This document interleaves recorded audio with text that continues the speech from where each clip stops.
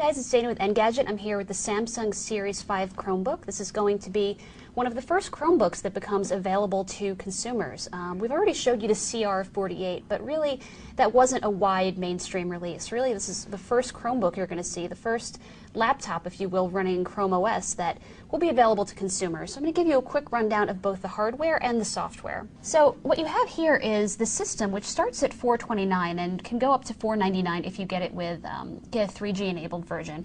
And really, I was stunned at the build quality. I think maybe I came into it with sort of a warped perception of Chromebooks, but I was expecting something a lot more, frankly, cheap feeling, something a lot more disposable. And really, this feels like a solid machine, even more solid than machines you'll find at higher price points. So what you've got here is this definitely glossy lid, but it's not the most reflective. So it feels sort of like a richer surface. It doesn't just feel like crappy, glare-filled plastic. And you've got these two logos here. You've got Samsung's in metal, and that's pretty tasteful. And then you've got Chrome's, and I'm really digging that that sort of primary colored circle you've got there. I think it adds some kick, some personality to the device. So on the inside, it's simple but elegant, I would say. You've got this surface that is, it looks like carbon fiber. It's not, but it has sort of a richer look and feel than regular plastic. It feels very sturdy. I can pick it up with one hand, and it just feels so rigid when I hold it by the keyboard deck. Definitely picks up fingerprints, as you can see, and I got fingerprints over here within just a few hours of unboxing it, actually. But you can see that it's not just flat, crappy plastic. It has sort of a richer look to it, and that continues even onto the keys themselves. The only bits of shiny plastic you're going to see really are sort of those thin areas between the keys and a little bit around the screen, but even that bezel is pretty narrow, so people should feel pretty happy about that. The keyboard is great. It's definitely, the keys are evenly spaced, and I can tell you I wrote pretty much my whole review using this, and I felt very productive, and I got used to the keys very quickly. And a lot of these function keys on the top here were a revelation for me. I love that there's a dedicated refresh button, for instance, and of course you've got your usual volume and brightness buttons.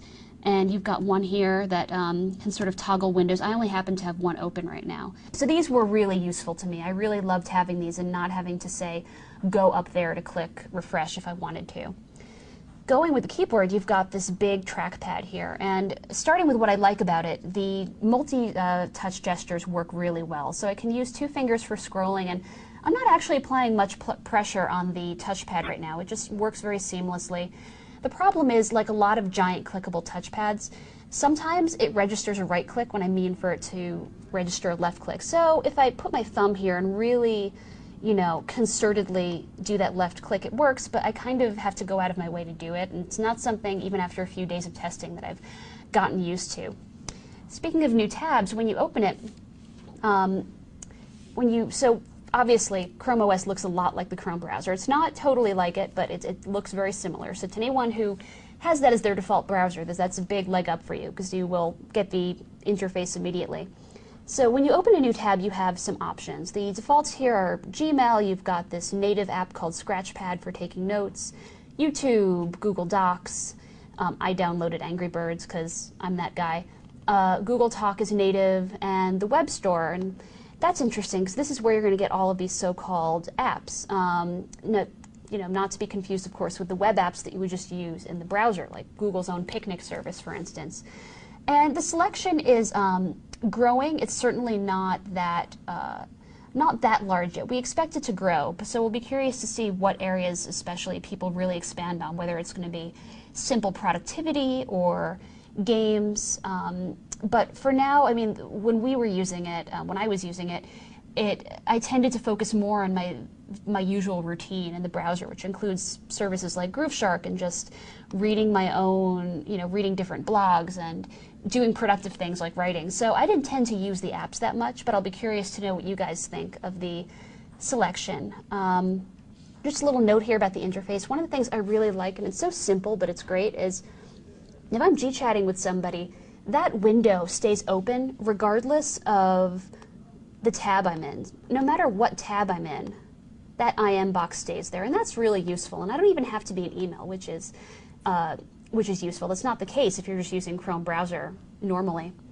So that's just a quick look at the software. We've gone over the hardware a bit, but I'm going to keep going there.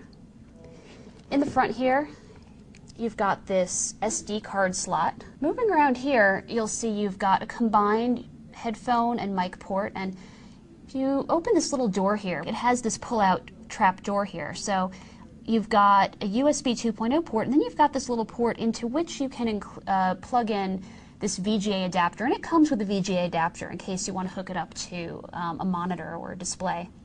So you've got some vent openings here, and then you've got a very small AC port, and I unfortunately don't have it on my person, but the included power brick is very small, and you'll see photos of that in the gallery too. It's definitely easy to put in your pocket. Nothing on the back side here.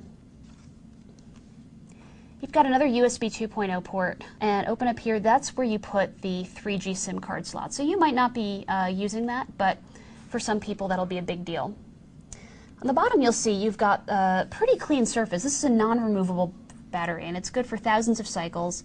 And because it's non-removable, you've got a pretty clean surface. So you've got a bunch of openings here, and you've got 2 screws, but otherwise it's a pretty clean surface.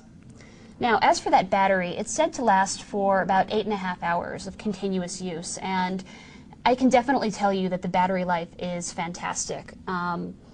Yesterday when I opened up, I got into work at about 8:30 in the morning.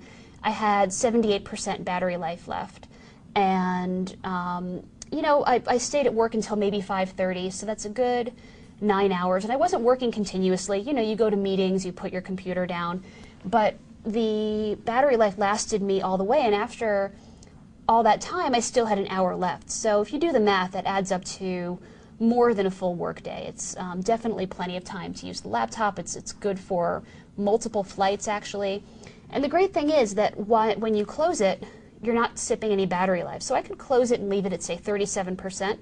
When I come back 3 hours later, it's still going to be at 37%.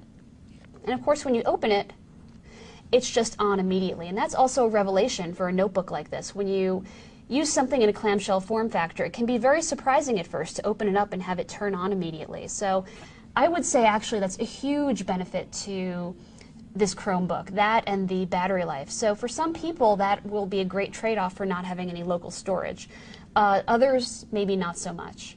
So I can't tell you if Chrome OS, if living in Chrome OS alone is going to be enough for you, but if it is, if you've decided you can live in the cloud, this is an excellent piece of hardware. It's well made and it lasts a long time, and I'm happy.